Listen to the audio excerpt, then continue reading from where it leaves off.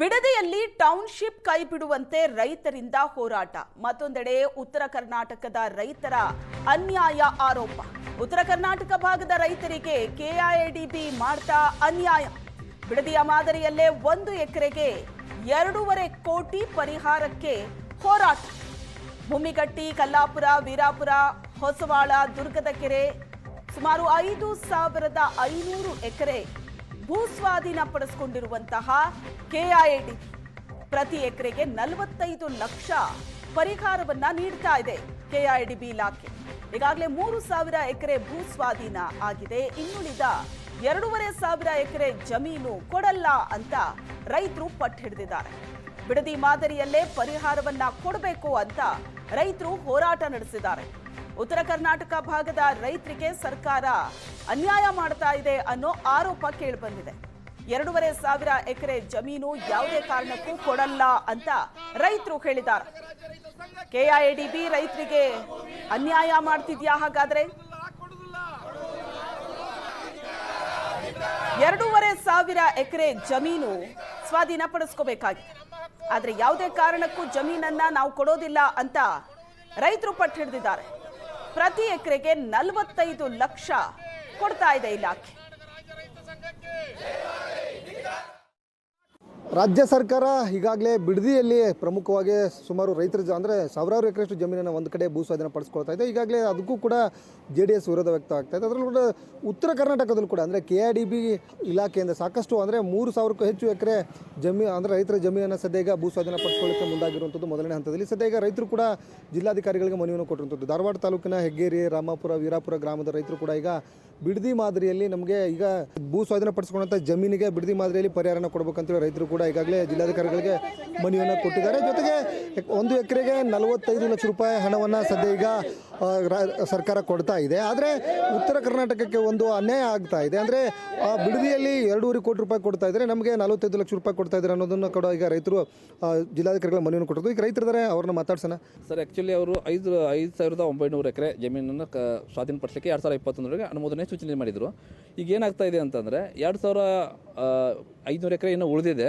3,500 ಎಕರೆ ಈಗ ಆಲ್ರೆಡಿ ಅಕ್ವೇಷನ್ ಮಾಡಿದ್ದಾರೆ ಸರ್. ಈಗ ಅವರು ಈಗ ಮಾಡಿದಂಥ ಜಮೀನಿಗೆ ಏನಾಗಿದೆ 45 ಲಕ್ಷ ರೂಪಾಯಿ ಪರಿಹಾರ ಕೊಟ್ಟಿದ್ದಾರೆ ಅವರು. ನಮ್ಮ ರೈತರ ಬೇಡಿಕೆ ಏನಂತಂದರೆ ಇನ್ನು 3,500 ಎಕರೆ ಏನು ಅಕ್ವೇಷನ್ ಮಾಡ್ಕೊಂಡಿದ್ದಾರಲ್ಲ, ಅದನ್ನು ಅಕ್ವೇಷನ್ ಮಾಡಿದ್ದಕ್ಕೆ ಬಿಡದಿ ಮಾದರಿಯೊಳಗೆ ಅವರಿಗೆ ಪರಿಹಾರ ಕೊಡಲೇಬೇಕು. ಇನ್ನು ಉಳಿದಂಥ ಈಗಾಗಲೇ 3,500 ಎಕರೆಗೆ 45 ಲಕ್ಷದಂಗೆ ಪರ್ ಎಕರೆ ಕೊಟ್ಟಿದ್ದಾರೆ. ಅಂದರೆ ಹೈವೇ ಬಾಜಿಗೆ ಇದ್ದಂಥದ್ದು 90 ಲಕ್ಷ ಕೊಟ್ಟಿದ್ದಾರೆ.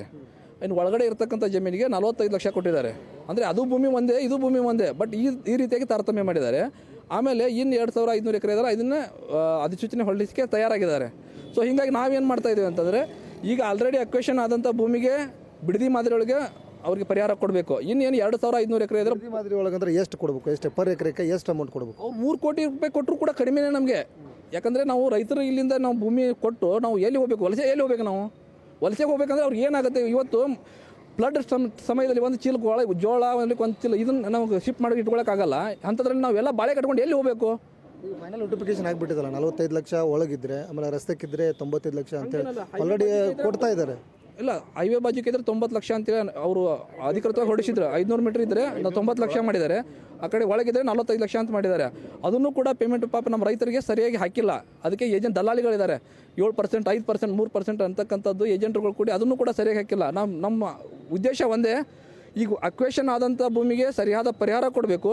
ಇನ್ನು 2,500 ಎಕರೆ ಏನು ಅದಕ್ಕೆ ನೆಕ್ಸ್ಟ್ ಮಾಡ್ತಾರಲ್ಲ, ಅದಕ್ಕೆ ನಾವು 1 ಇಂಚೂ ಕೊಡೋಕ್ಕೆ ಸಾಧ್ಯ ಇಲ್ಲ. ಆ ಭೂಮಿ ನಮ್ಗೆ ಕೊಡ್ಲಿಕ್ಕೆ ಆಗಂಗಿಲ್ಲ. ಯಾಕಂದ್ರೆ ಫಲವತ್ತಾದ ಭೂಮಿ ಇದು, ನಮಗೆ ಕೊಡೋಕ್ಕಾಗಂಗಿಲ್ಲ. ನಮಗೆ ಅದ್ರ ಸಮಯಕ್ಕೆ ಬರಬಾರ್ದು ಅಂತಕ್ಕಂಥದ್ದು ನಮಗೆ ರಾಜ್ಯ ಸರ್ಕಾರದಿಂದ ನಮಗೆ ಆದೇಶ ಹೊರಡಿಸ್ಬೇಕು ನಮಗೆ. ಸೊ ಇದಿಷ್ಟು ರೈತರು ಕೂಡ ಹೇಳ್ತಾ ಇದ್ದಾರೆ. ಒಂದು ಕಡೆ ಈಗಾಗಲೇ ಬಿಡದಿಯಲ್ಲಿ 1 ಎಕರೆಗೆ ರೈತರದ್ದು ಅಂದರೆ ಭೂ ಸ್ವಾಧೀನ ಪಡಿಸ್ಕೊಂಡಂಥ ಜಮೀನಿಗೆ 2.5 3 ಕೋಟಿ ರೂಪಾಯಿ ಸರ್ಕಾರ ಕೊಡ್ತಾ ಇದೆ. ಆದರೆ ಉತ್ತರ ಕರ್ನಾಟಕ ಭಾಗದ ರೈತರಿಗೆ ಈಗ ಕೆಐಎಡಿಬಿ ಯಾವ ರೀತಿಯಾಗಿ ಭೂ ಸ್ವಾಧೀನ ಪಡಿಸ್ಕೊಳ್ಳುತ್ತೆ ಜಮೀನಿಗೆ 45ರಿಂದ 90 ಲಕ್ಷ ರೂಪಾಯಿ ಕೊಟ್ಟು ಕೈ ತಗೊಳ್ತಾ ಇದೆ. ಎಲ್ಲ ಒಂದು ಕಡೆ ಏನಂತಂದರೆ ಉತ್ತರ ಕರ್ನಾಟಕಕ್ಕೆ ಅನ್ಯಾಯ ಆಗ್ತಾ ಇದೆ ಮಾತುಗಳನ್ನು ಕೂಡ ಸದ್ಯ ಈಗ ರೈತರು ಸರ್ಕಾರದ ವಿರುದ್ಧ ಆಕ್ರೋಶನ ಹೊರ ಹಾಕ್ತಾ ಇದ್ದಾರೆ. ಕ್ಯಾಮರಾ ಪರ್ಸನ್ ರಾಹುಲ್ ಜೊತೆ ಪರಮೇಶ್ವರ್ ಅಂಗಡಿ, ಏಷ್ಯಾನೆಟ್ ಸುವರ್ಣ ನ್ಯೂಸ್, ಧಾರವಾಡ.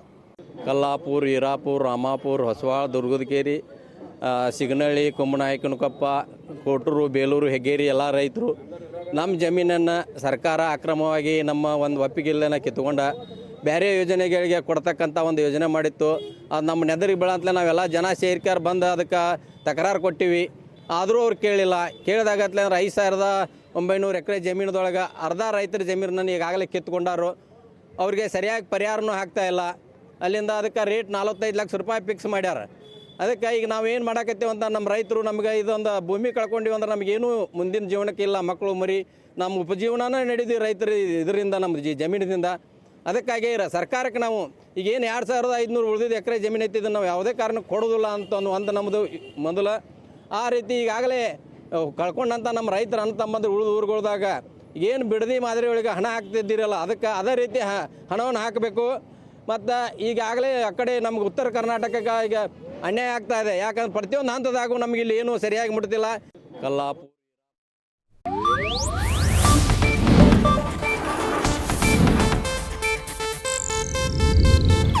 ಇದು ಏಷ್ಯಾನೆಟ್ ನ್ಯೂಸ್ ನೆಟ್ವರ್ಕ್ ಪ್ರಸ್ತುತಿ.